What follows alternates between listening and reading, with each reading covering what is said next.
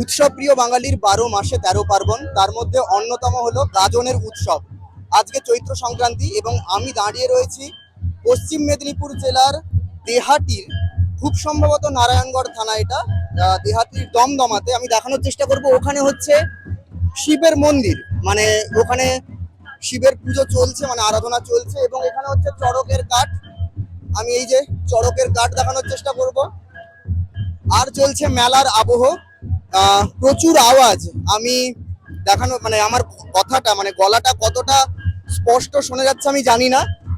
আচ্ছা, এবারে আমাকে দেখাতে বলবো। আমার এই ভিডিওটা প্রথমেই জানিয়ে রাখি অত্যন্ত স্পেশাল, কারণ আজকে যে ভিডিওটি করে দিচ্ছেন তিনি হচ্ছে আমার বাবা।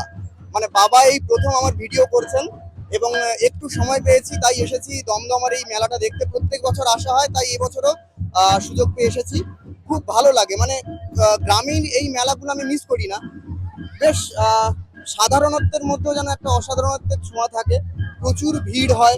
আর এই গ্রামীণ মেলাগুলো, মানে যখন আমি ঘাটালে থাকতাম তখন আমাদের ঘাটালের স্কুল মাঠে ওই চড়কের মেলা হতো, সেটাতে যেতাম। ঘাটাল থেকে চলে আসার পর এখন আমি মানে দশগ্রামে থাকার পর এই মেলাটাতে প্রত্যেক বছর আসার চেষ্টা করি। এবছরে এসেছি, খুব ভালো লাগছে এবং সেই এক্সপিরিয়েন্সটা আপনাদের সঙ্গে তুলে ধরার চেষ্টা করছি আর কি।